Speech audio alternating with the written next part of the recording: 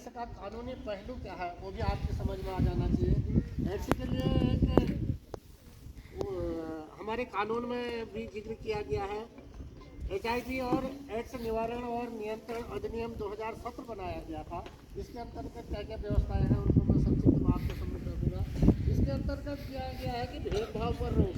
पहले किसी को एड्स है, यानी कि मान लिया जाए मेरे को एड्स है तो मेरे साथ कोई भी आप लोग भेदभाव नहीं कर सकते।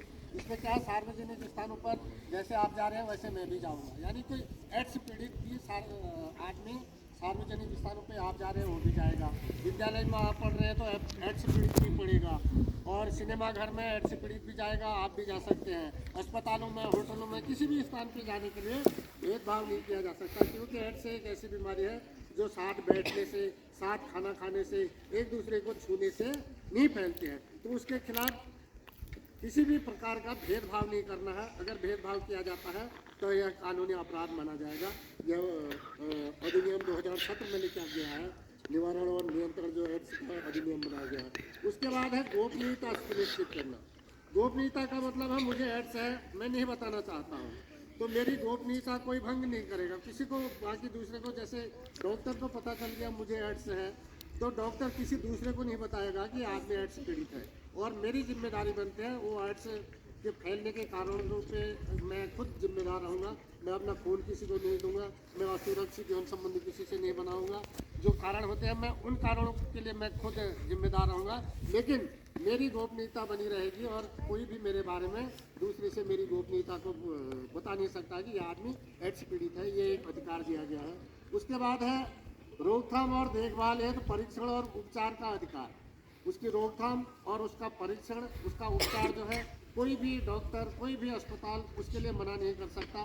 मैं जाऊँ किसी भी अस्पताल में, मान लिया जाए मैं आजकल लोहाघाट में हूँ, मेरा यहाँ इलाज चल रहा है, मैंने फिर कभी जाना पड़ा बाहर में, देहरादून चले गया, वहाँ भी दूसरा अस्पताल मुझे मना नहीं कर सकता। किसी भी प्राइवेट अस्पताल में, प्राइवेट डॉक्टर में या किसी भी अस्पताल में जाऊँ तो यह अधिकार इस अधिनियम के अंतर्गत रखा गया है कि आपको कोई भी कहीं भी इलाज से या उसके परीक्षण से या उसमें रोकथाम के लिए कोई भी मना नहीं कर सकता। यह अधिकार के अंतर आ गया।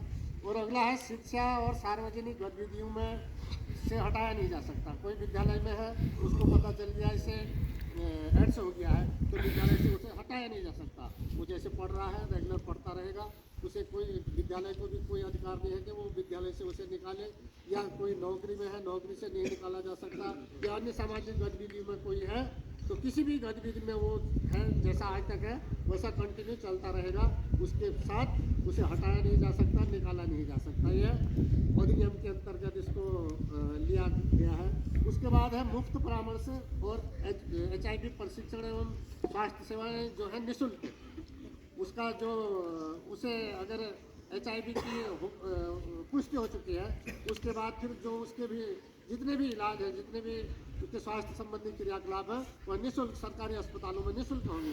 प्राइवेट अस्पतालों में बाध्यता नहीं है, वो पैसा लेना चाहे उनकी मर्जी, लेकिन कहीं भी सरकारी अस्पतालों में किसी भी अस्पताल में वो जाए उसे कार्ड मिल जाता है HIV पॉजिटिव है करके, कहीं भी अपना इलाज कराएगा तो उसका निःशुल्क होगा। ये उसके अधिकार के तहत लिया गया है। उसके बाद है अधिनियम का उल्लंघन करने पर जो अधिनियम मैंने अभी अधिकार बताए, यह अधिनियम के अंतर्गत है, और यह अधिनियम है HIV और एड्स निवारण और नियंत्रण अधिनियम 2017। इसका उल्लंघन करने पर, यानी कि कोई जबरदस्त विद्यालय से आपको किसी को निकाल दिया जाता है, उल्लंघन का मतलब वो है, उल्लंघन का मतलब ये हो कि सार्वजनिक स्थानों पर किसी को नहीं आने दिया जा रहा या उसके साथ भेदभाव किया जा रहा। उल्लंघन जो अधिनियम में चीज़ें दर्शाई गई है उनका उल्लंघन अगर किया जा रहा है तो इसमें 2 साल तक की सज़ा और 1 लाख तक के जुर्माने का प्रावधान किया गया है। यह इसका वैधानिक पहलू है, विधिक पहलू जो न्यायिक व्यवस्था में इसको लिया गया है। एड्स की बीमारी को किसी के साथ भी इस प्रकार का भेदभाव न हो करके ये न्यायिक पहलू होता है, और न्यायिक पहलू हमें बताना आपको सबसे आवश्यक होता है क्योंकि हम न्याय विभाग से आए हुए हैं। तो कार्यक्रम को आगे बढ़ाते हुए मैं आमंत्रित कर रहा हूँ तारा सिंह जी को, जो कि साइबर क्राइम आप अमूमन सुनते होंगे, मोबाइलों में भी पिछले दिन डायलर फोन आ रही थी, साइबर क्राइम क्या होता है और इससे बचाव के क्या उपाय होते हैं, बताएंगे तारा सिंह जी।